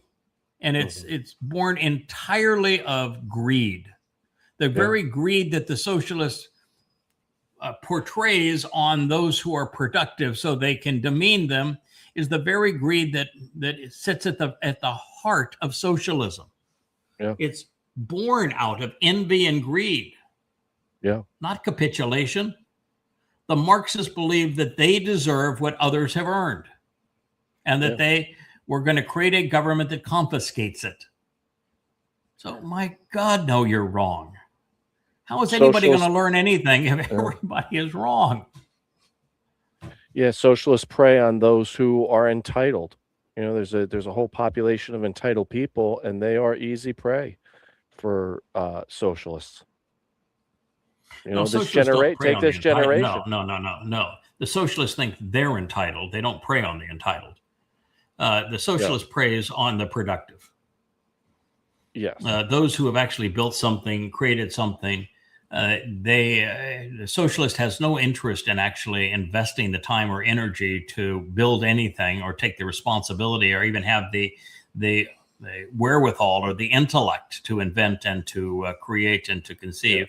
They simply want to steal. Yeah. So I should have said they capitalize on that sense. They take advantage of the fact that there are very many entitled people, and you can rally them to a cause and get them to believe that they deserve things over and above everybody else. Yeah, well, the concept of entitlements means that they think that they're entitled to steal from what others have, that they're entitled to food, they're entitled to medicine, they're entitled to an education, they're entitled to housing. They're entitled to all of these things when they're entitled to nothing. That's right. You're entitled to nothing. Earn something, produce something, contribute something. Mm-hmm.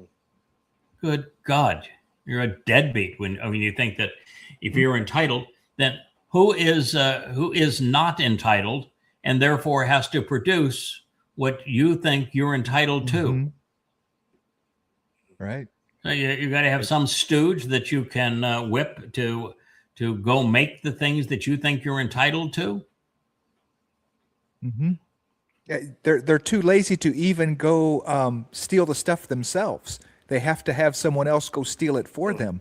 I mean, that was the whole joke about, cat burglars or whatever. Oh, the thieves. Oh, it was a very clever crime. The way they stole something, whether at least there was some thinking that went into the crime they perpetrated. Socialists can't even do that. They have to have someone else go get it for them. Yeah, it's not even Robin Hood. It's not. Robin Hood. You're not rob the rich allegedly to give to the poor. Of course, with him taking a mighty swath of the proceeds for himself. But the socialist doesn't even want to dress up in tights. No. Yeah. Now, if you told them that you dress up in tights, you could be transgender, maybe they would consider it. Maybe they would. Oh, wow. So Trump's big announcement on Thursday isn't about something that he has discovered that it somehow has the 2024 midterms or 2026 midterms at risk, or the 2028 presidential election at risk. No, this piece of shit is going back to 2020 and claiming that he is uncovering now some classified information, that there was some foreign involvement in that election, so that he can, in his mind, justify it actually being stolen from him. He can't get out of himself, and it has no value to the country, none. And listen, there is no country out there that's going to say, "Geez, what we think is we want the comatose Joe Biden, and so we're going to interfere in America's election to get the devil. We really want the man that's going to trash NATO. We want the man who's going to start a war with Iran and wreck the world's economy. We want the man that is going to kidnap the leader of Venezuela and then confiscate its oil. We want the man that is going to be all over the place on the Ukraine proxy war, so nobody knows what side's up. We want the man that is going to say one thing today and the opposite tomorrow. No, and to say that America, that a foreign power would say, "Oh boy, we really want Joe Biden." No, there wasn't a tinker's damn reason for anybody as a foreigner to play in that religion. I mean, if somebody had some foresight to realize that Donald Trump was going to be demon possessed, the entire intelligent world would have gone against him. You'd have had every NATO country that would have been against him. You'd have had Russia and China and Iran and really the entire world, Venezuela and South America. You'd have the entire world against him, but he would have lost 99% to 1% if we knew that he was going to be demon possessed and a confabulator. But why is he so fixated, other than his own stupid ego, on what happened in 2020? And the only news out of 2020 was there was that story that the FBI was promoting that the Russians were somehow encouraging Hillary Clinton to be president. But in the that was the previous election when he ran against Clinton, and in that election, the rub was put against him that he had the Russians collaborating on his behalf. Now, I could see the Russians doing that. They owned him. He was a made man in Russia. So the Russians could have done that. The Russians actually did a really intelligent thing in that campaign. They got access to Hillary Clinton's personal emails, and she was just a whore in her emails. She was completely disingenuous and a piece of trash. And, and they published those emails, and you can say, well, that was a dastardly deal. The Russians shouldn't have done that. Why? If your personal emails can be used against you in that way, too bad for you, because you wrote them. Yeah. Right?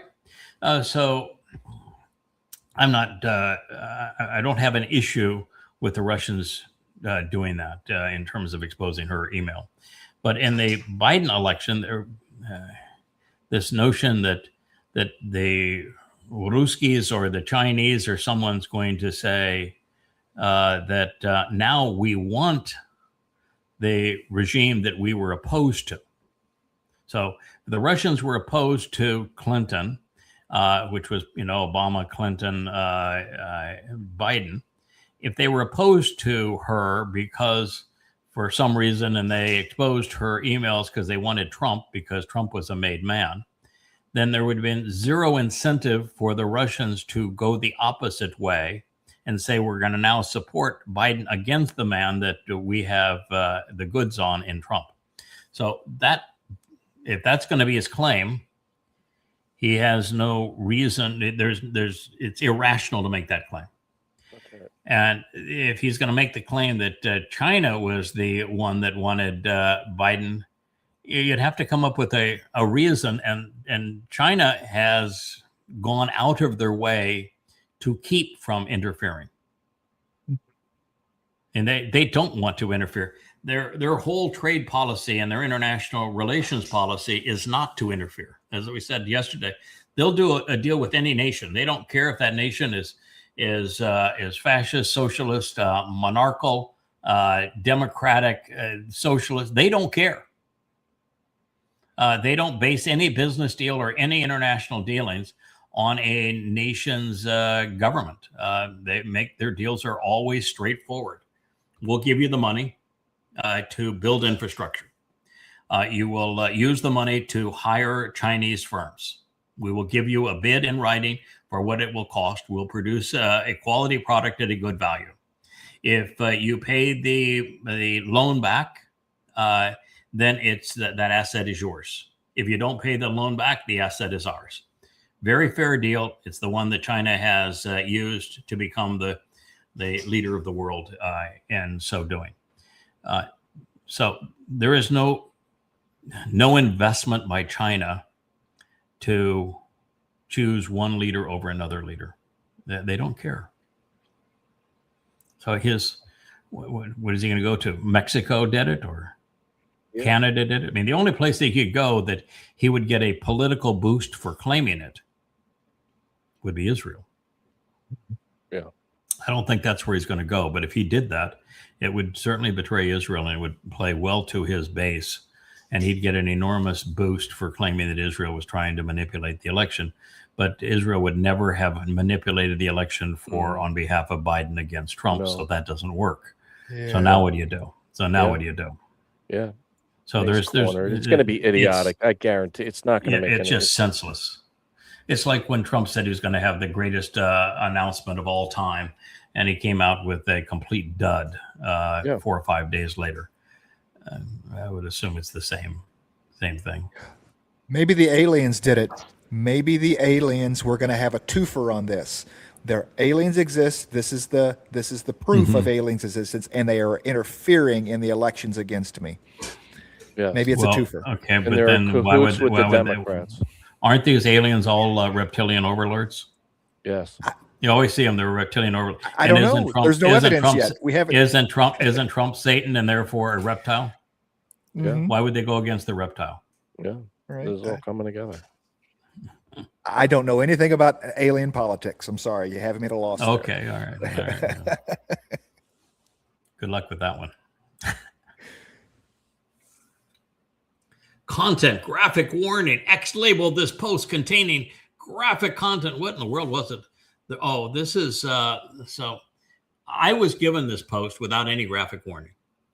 It just showed up. So without any graphic warning, I reposted and it comes up with a graphic warning on my page.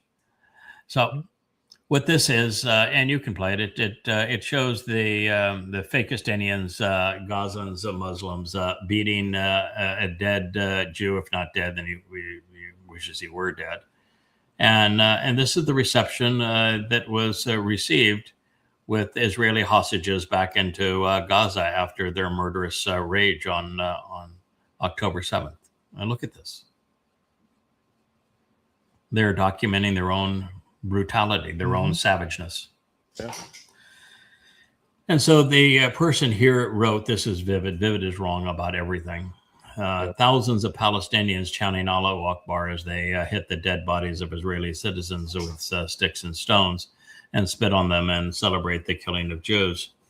You've got to start by recognizing, and if you don't recognize this, you're never going to get anywhere. There is no such thing as a Palestinian. And the moment you say Palestinian, you've lost the argument. It's over.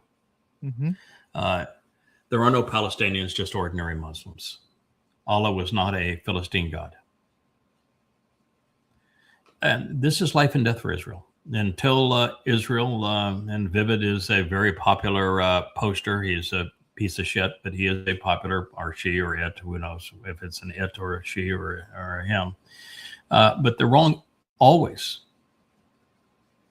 And until Israel wakes up and recognizes that their enemy is Islam and holds it accountable as such, there is no Jewish state. Well, they've already been checkmated by Iran for making that same mistake. They think Iran's the enemy as opposed to Islam. And how long did we spend, Yada, trying to make that point on X over and over? If it wasn't Vivid, it 30,000 posts. Cheryl E. And they would look at you like it was incomprehensible. When you would say your enemy is Islam, it's not Hamas, it's not Iran, it's not Syria. They just would like, yeah, to death. And then they would just Trump go on Trump is the posting great betrayer. Stop pretending that Trump loves you. He is, according to the prophets, the great betrayer. And you're not going to prevail by destroying Gaza. There is a better way to respond, and destroying Gaza is going to be counterproductive for you. And I know you want regime change and you want to go and bomb Iran, but you're never going to get regime change in Iran, and bombing them is going to be counterproductive. Don't do that. 30,000 posts. Yeah. 30,000 I never got posts. one positive, sane response back. At best, they would just sort of ignore what you had said, but there was never any sane reply back. They would just either argue with you or just ignore you. Yep, correct. And yet everything I said turned out to be true. Yeah. And recently, when we had Israel checkmated by Trump and Iran, and it became obvious, and many Jews actually acknowledge that it's obvious, they still go right back to their favorite lies. What God has found is that the Jewish people, the Israelites, have been impossible for 4,000 years. Nothing has changed. He has never been able to reason with them, to talk with them, to influence them, to garner their attention. And so we should expect exactly the same. It's not until there's nothing left for them to turn to, no one for them to turn to, that a final remnant will actually do something positive. But God's really clear that final remnant's going to be tiny.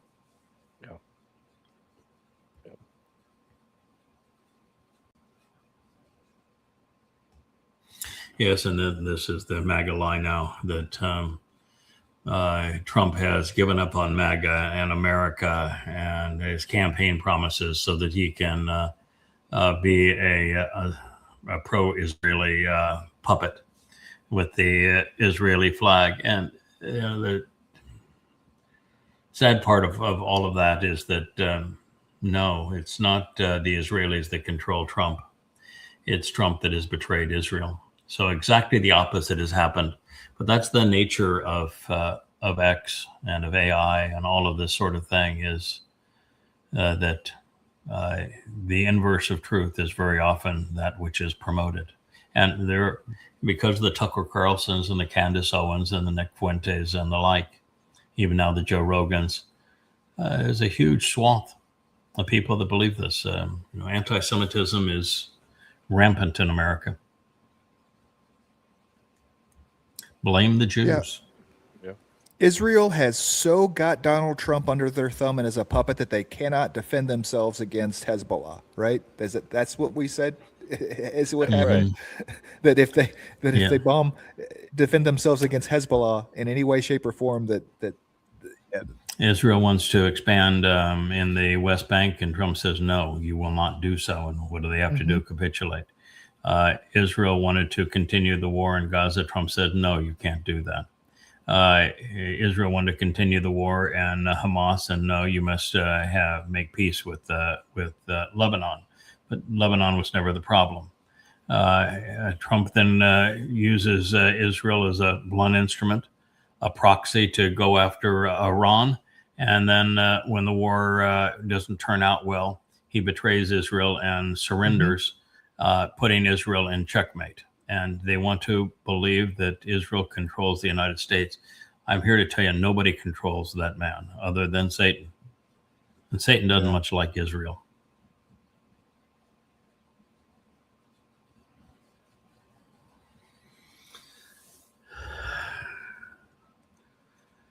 This is articulate on ICE. I'm certain that my fact checker over here is going to tell me that the guy that I'm advocating to give a sane assessment of ICE is also an anti-Semite, and I'm going to say, all right, so I'm out of people to actually give a sane assessment of any topic, but you can play this. He has a very sane assessment of ICE. 2 more people, one in Houston, one in Maine.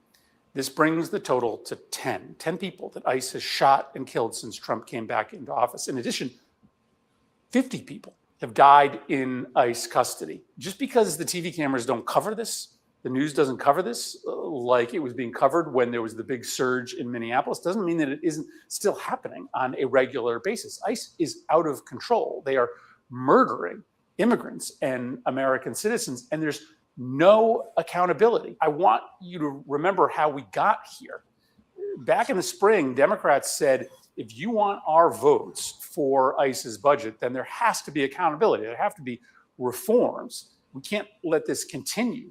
But Republicans were so intent on giving ICE a blank check, on effectively endorsing ICE's brutality, that they rejected every single one of our reforms. And they used a special process in the Senate to pass a huge increase in ICE's budget with only Republican votes. And by the way, they weren't content to double or triple ICE's budget. They quadrupled ICE's budget. And so ICE, of course, with all this new money, they are hiring people who are incapable of doing the job, who aren't trained. Thus, ICE is out of control. There's no accountability at ICE. The officers who end up abusing and brutalizing immigrants, they're not sanctioned, they're not reprimanded, they're celebrated. ICE's illegal behavior isn't any more acceptable today than it was back in the spring. Republicans eventually need to be held accountable for what they are doing to our immigrant population, to our cities, and to our nation. The only criticism I would have with that, I think he's articulate too, and I hope he's not another closet anti-Semite, but he's a Democrat, he probably is that ICE is not a function of what was known as the Republican Party. ICE are the brown shirts. It's a function of Der Fuhrer, of Donald Trump. And that, and it's in this present state, it is a function of Donald Trump. And it is MAGAs who support them, but it is Donald Trump that completely controls all of the MAGA senators and congressmen. And he controls them through fear, Machiavellian techniques. And the only thing I would say is that, yes, the Republican Party has been co-opted by Donald Trump and ruined by him and MAGAs. But accountability here is not so much Republican, Democrat, as it is we have Satan in the White House. That's bad. And no one's doing anything to fight that. No one, I mean, you have this whole idea of checks and balances, that this is what a Congress should be doing in their Congress and in their Senate, but no one is fighting back. No. No. No one's fighting back. They're all petrified him. When Fear. the Senate finally passed a War Powers Act against the president, he went in the next night and said no. He threatened them. Closed doors. right. He threatened to expose them, threatened to condemn them, threatened to whatever, and they all capitulated. The senators in this country have as much courage as the flag officers of the U.S. military. No character, no conviction. I mean, America is far worse than worthless now. Yeah. It's corrupt beyond salvation. All we're doing is at this point is you can change the music that the band is playing, but the ship that is America is sinking rapidly. But it wasn't an iceberg, wasn't an external force. Americans did this to themselves. All right, let's do one more. Yeah, Donald Trump raped me. Donald Trump is a convicted rapist. And let that sink in. The President of the United States is a convicted rapist. On top of that, he is a convicted felon. And the three trials that were postponed because he was elected president, and there was some court decision that a sitting president shouldn't be tried for serious crimes. I don't know what they were even thinking, but so now you have a convicted felon and a convicted con man, because one of the cases he was a convicted felon was for violating election laws, non-fair elections, by not disclosing his payoff to the porn star Stormy Daniels. So he paid off the porn star Stormy Daniels for sex, and if you do that in proximity to a national election and don't disclose that you have made that kind of an arrangement, it is the federal government has determined that is a crime, because it's hiding information that might change people's votes. Election interference. Election interference. He was tried and convicted on election interference, and he lost. Then he was tried, and that was a felony. And then he was tried and convicted on misrepresenting his financial statements to banks for real estate deals. And he not only lost, but the loss was in the hundreds of millions of dollars was the penalty. Yep. And then he was tried twice on raping this woman, on Carol, twice and lost on both occasions. And so he is a rapist.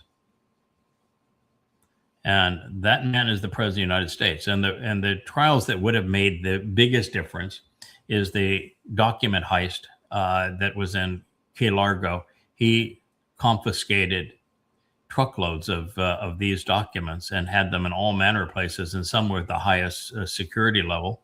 And that is a very, very serious crime, and he would have gone to jail for it.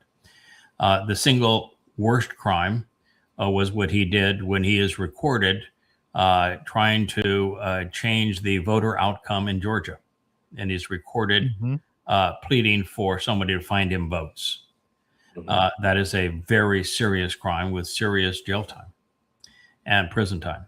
And then the one that would have surely gone against him, that would have caused him to be incarcerated for the rest of his life, was election interference and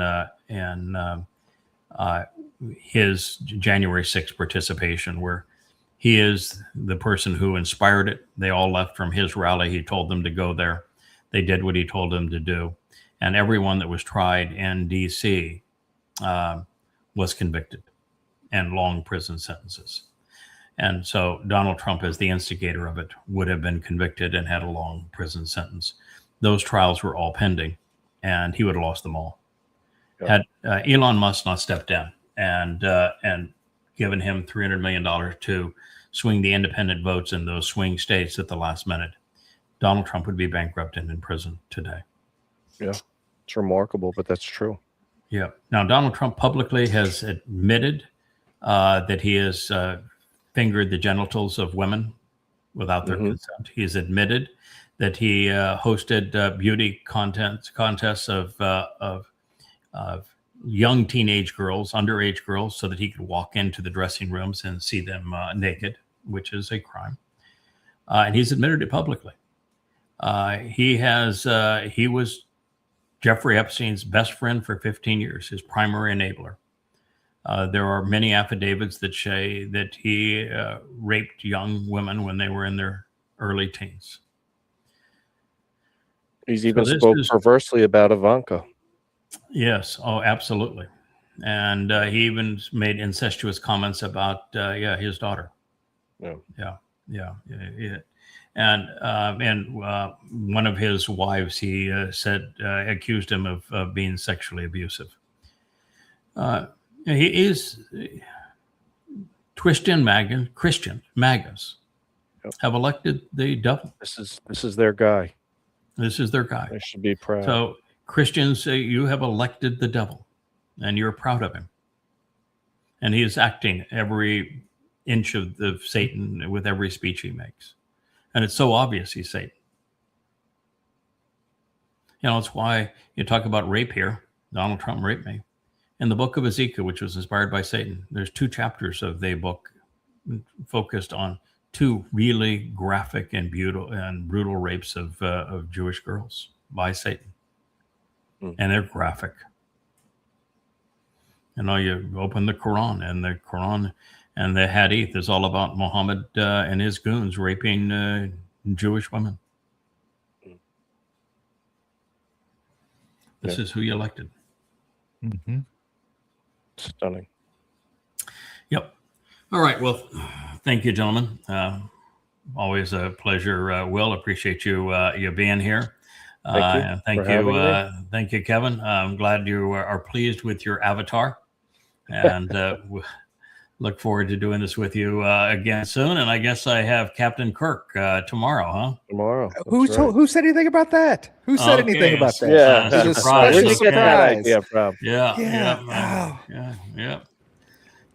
Old time friend. The Captain Kirk. So looking forward to doing that. We'll try to tee up some good things to talk about between now and then. Who knows what the dumpster and others will give us to talk about tomorrow. Yeah. But thank you guys for participating. We'll be back with another episode of Luminaries this afternoon. We may have to go back and talk a little more about what we can learn about the meeting between the 3 fellas and Abraham and Sarah. Now that we have a more recent version of the text up for consideration. You got to start at chapter 16. You're going to start on chapter 16, I think. Rich, I think, has reloaded. I gave him a more recent document. He's reloaded it. And we'll check and see if he's reloaded it to where I ended the program, or I think we need to reload it way back to where I began the process of review. Where I think it's at right now. Okay. Take a look when we're done here. All right. Yep. So we'll see. Yeah, it is exactly, because it has that line about Noah would live another 350 years, and just how jarring that should have been to everybody. And and I know I'm the first to figure it out. And why is it that in a book that has greater distribution than any book in human history and has a delicious detail in it like that of 350 years after the flood, that nobody has figured it out? So I think it is worthwhile going back over that material again, because Noah and Shem, representing Yada and Dod, they were there at the affirmation of the covenant of Mount Moriah with Abraham and Yishak. So we'll go back on and cover that again. All right. Thank you, gentlemen. We'll talk again later. Bye. See you later. Hey there, thanks for tuning in. That was Fetch. Gotta run now. Catch y'all on our next podcast.